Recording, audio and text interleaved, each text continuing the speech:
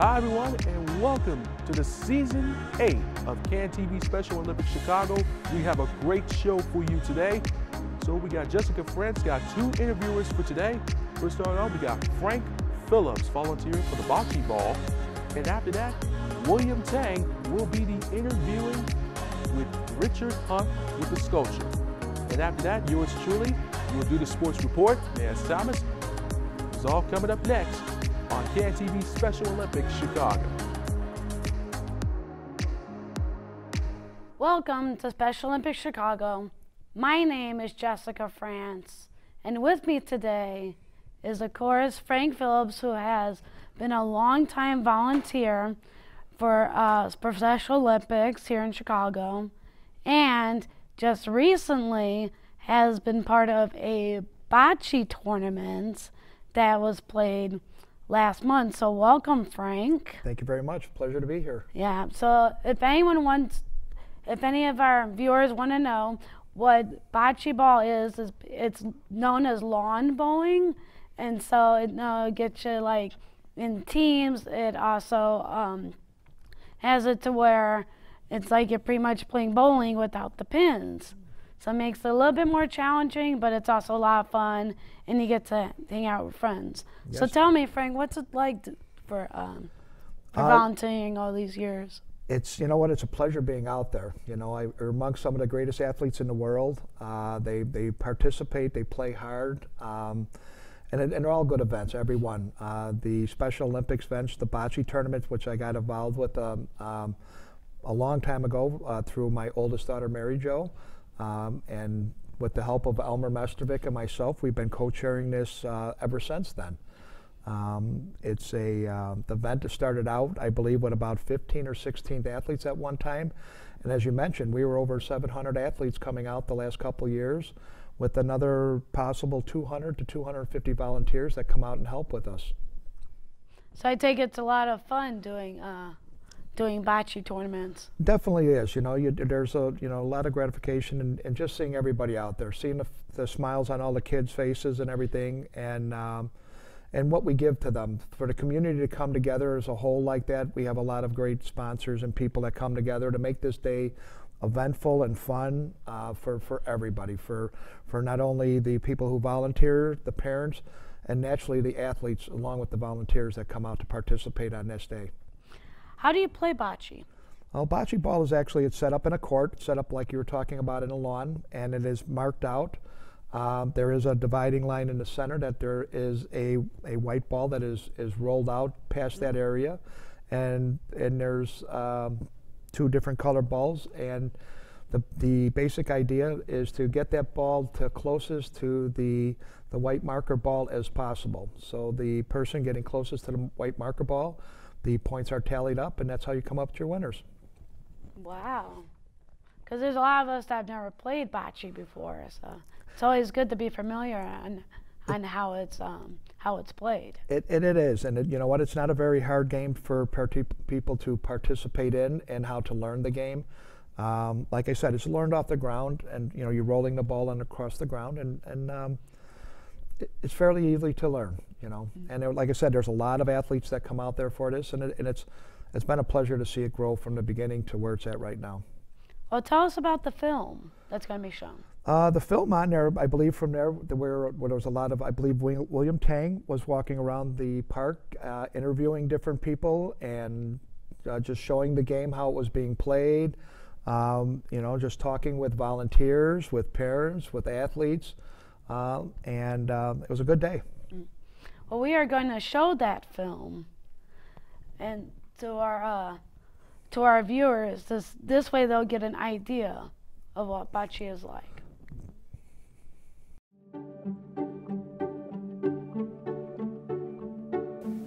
Hi, good morning. Welcome to Special Olympics CAN TV. I'm live at Armour Park in Bridgeport. If you don't know how to play bocce, the bocce ball is like a white ball, and then they had to throw the white ball called palina, like a lawn bowling. And see right there, they're measuring the balls and see who gets closer.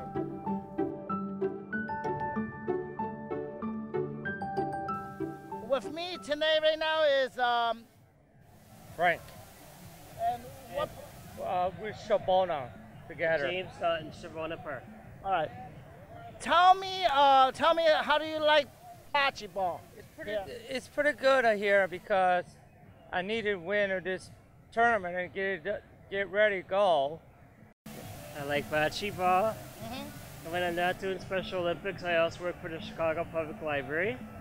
Thank you for coming over here for an interview today, and good luck, you guys. Thank you. Thank you. Thank you.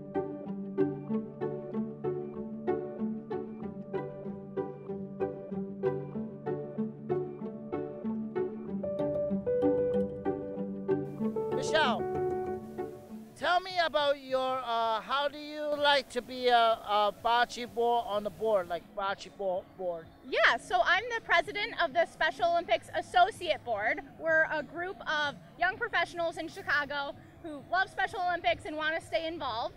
So throughout the year we host events that fundraise, that hang out with athletes, and a bunch of different fundraising events that roll up to Special Olympics Chicago and special children's charities. We've been helping out with bocce for the past 4 years. I like to say it's my favorite day of the year because we get to hang out with athletes and it's always a gorgeous day out. Unfortunately today, hopefully the rain holds off, but it's very fun. Our group loves to get together. We typically have a get together right after this. So it's fun just to hang out with the athletes and help out Special Olympics. Elmer, can you tell me about all your lunch people? Well, all the volunteers for lunch and a lot of the volunteers here are from Bridgeport and Canaryville and from all the neighborhood around here. And you can see there's about 20 guys. They're cooking 1,000 hamburgers. There's 1,000 ice cream bars, and we're trying to make everybody have a good time.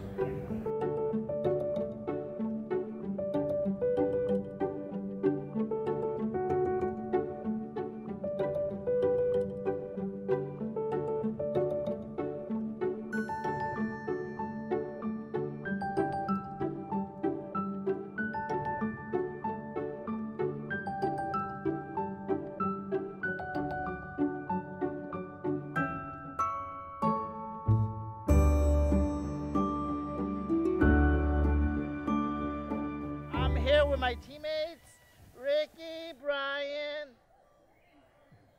Kenneth, and Rory from my park, Independence Park. Tell me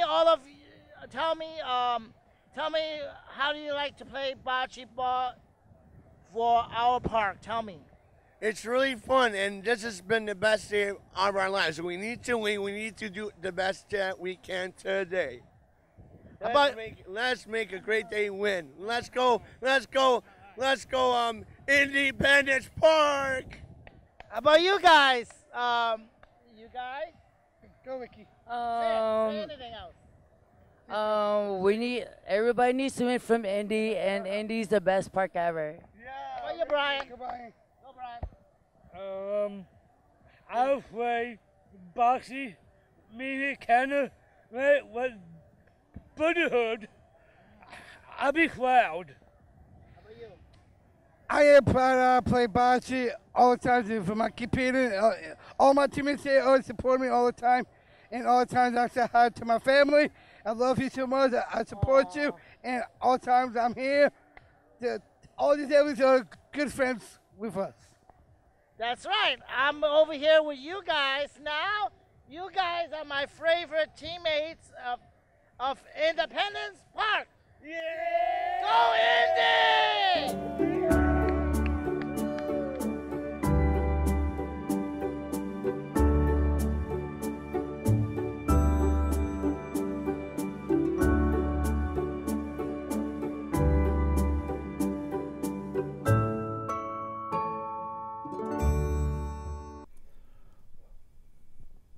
Well, thank you, Frank, for showing us that video. I know it took a lot of time and encouragement to get it played so that way a lot of our viewers are able to see what bocce ball is like. Is there anything you would like to add? No, we're just looking forward again to next year. It's always, I'm always grateful to help out in any way I can. And like I said, we'll hopefully see everyone out there again, including yourself. I know you've not been out there, but we're looking forward to seeing you out there and participating in bocce ball next year. Well, thank you, Frank, for for being on our show today. It's a pleasure. And we would like to stay tuned for, we're going to take a short break and we will be right back. Coming up on CAN-TV Special Olympics Chicago, Jessica Franz and William Tang talk about the sculpture of Special Olympics. It's all coming up right now. Welcome back to Special Olympics Chicago. My name is Jessica Franz, our new production manager, and just recently interviewed a famous sculpturist and artist named Richard Hunt.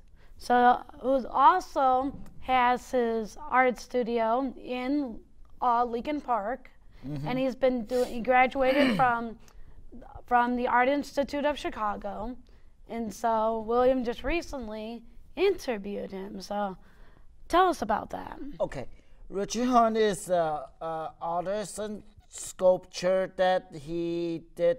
He recycled all the metal from the scrap yards, and he did our Flame of Hope at Soldiers Field, Chicago, downtown where I'm going to be working at.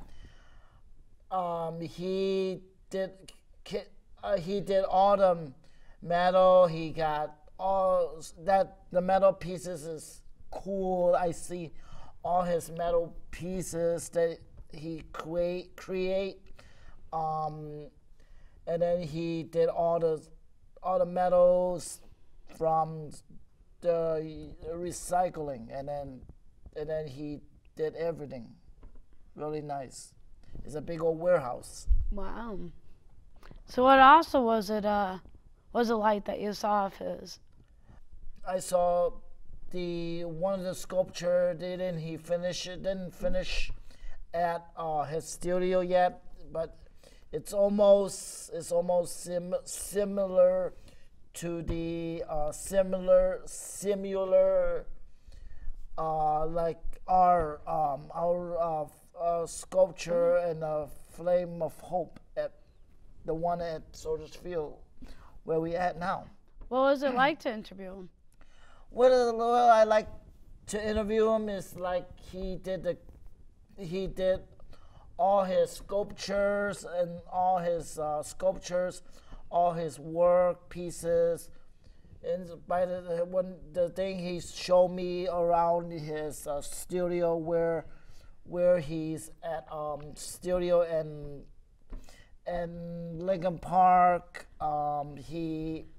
he pointed which sculptures that he making now,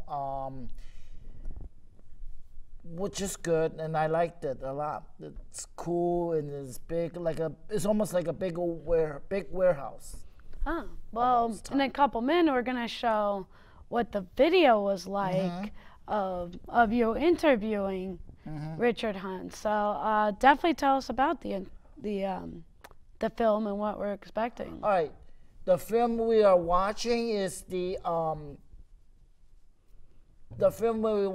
like how did he make the metal pieces, the Soldier Field that he made our Flame of Hope.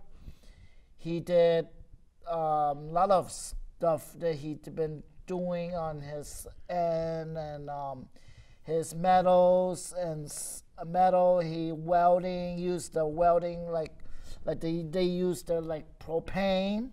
Wow. The big propane tanks, like the gas tanks that we've been using, like gas cooking. Okay. And he used a welding machine called a welder. Okay. It's electric and has gas fired. That's all. So we're about to show that film, so that way our viewers get a chance to see what it was like for Richard Hunt to do the sculptures. We're at the Eternal Flame of Hope. I'm here now with Michael Sheehan Jr. Can you give us the background of the history of the Special Olympics? Yeah, Special Olympics started here in 1968 in a small park on the southeast side. It was started by Ann Burke.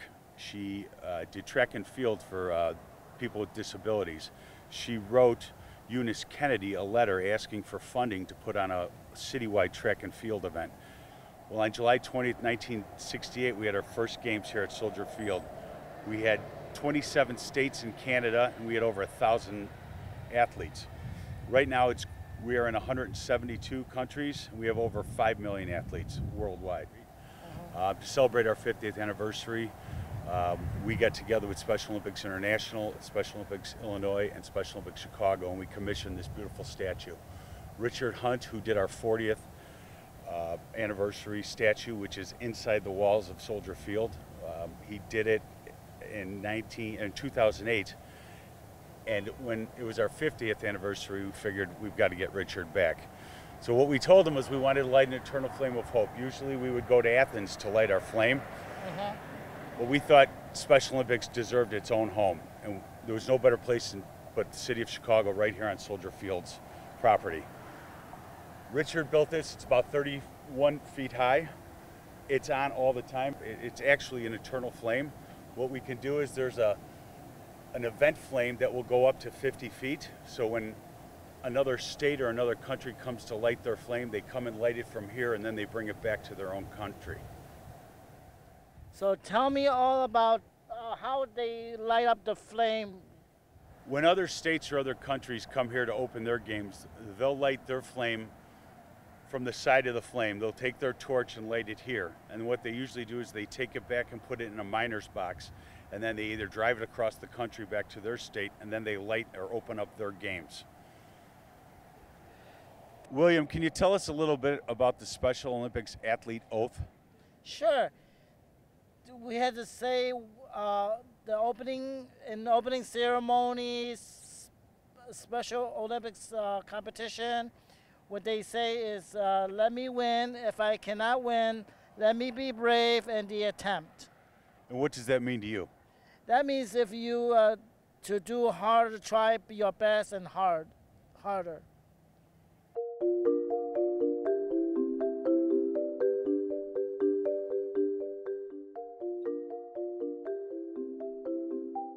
I'm here with Mr. Richard Hunt.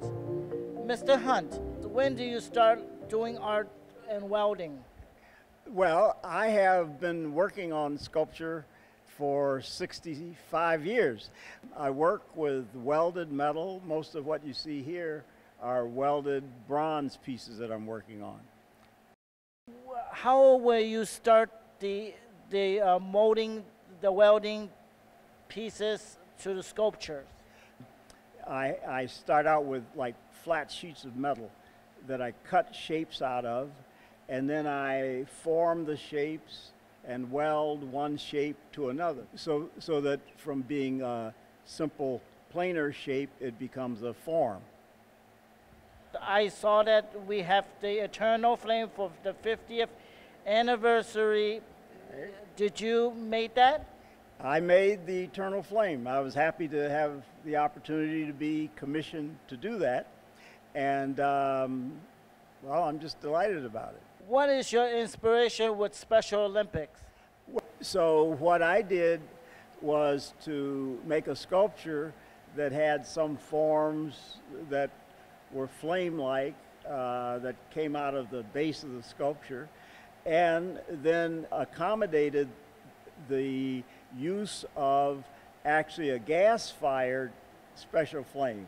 So it's a sculptured flame and an eternal flame. And as a matter of fact, the base of the sculpture is sort of like a little house, because you've got water and electricity and gas in it that comes out of the top of the sculpture. It was a unique thing. I had never done anything like it before. Graham, can you tell me what is your role in the process of the Eternal Flame? So I was brought in about a year before we installed the sculpture, brought in to sort of work with Richard and work with the architects and the contractors to build the Eternal Flame of Hope. And we started with sending out a survey to all the athletes across the world, and there were 3 key words that came to the front, and it was joy, happiness, and inclusion. So when Richard designed the sculpture, when he was trying to conceptualize it, those 3 key words were what led every decision throughout the process. And I think from there, then Richard and I worked together with a lot of other people, Smith Group, McHugh Construction, and if I tell a funny story, about 6 weeks before the sculpture was to be installed, Richard and I had a big heart-to-heart because July 20th was our day, and we had a few panicky moments, didn't we, Richard? We did. Yeah, we certainly did. It involved a couple of 24-hour evening days and work days where Richard would work all night. Graham, can you tell me the faces of our sculpture for Special Olympics torch? The one big thing we did have for us was that everybody wanted the best for this Eternal Flame of Hope, and that was definitely on our side, but budget was always an issue. Time, without doubt, was an issue. And then the technicalities, Richard spoke about it earlier, creating a gas flame inside the sculpture was very difficult. We had to do a lot of reviews with the fire department about what height the flame could be at so people wouldn't burn themselves. We had to worry about skateboarders on the complex, but without doubt there was so much support for the project that it made it that little bit easier. But time was definitely a challenge, wasn't it, Richard? Indeed. One could always use more time. But on the other hand, there was the opening date, and we made it. I would like to thank you for coming out today, for Mr. Richard Hunt, Graham, and Michael Sheehan to joining us here today at all the Soldier Field and the studio, back into the studio. Well, I hope everyone enjoyed the video of you interviewing Richard Hunt, and how it was a cool experience of being in his Lincoln Park studio and being able to see that film. So yes, I hope that was a cool experience for you, and that you really enjoyed interviewing him and all. So yeah, we're gonna definitely thank you, William, for being on our show today and letting us know about what it was like to be interviewed and to be a part of that experience. And we also want to say to stay tuned for the sports report here on for Special Olympics Chicago.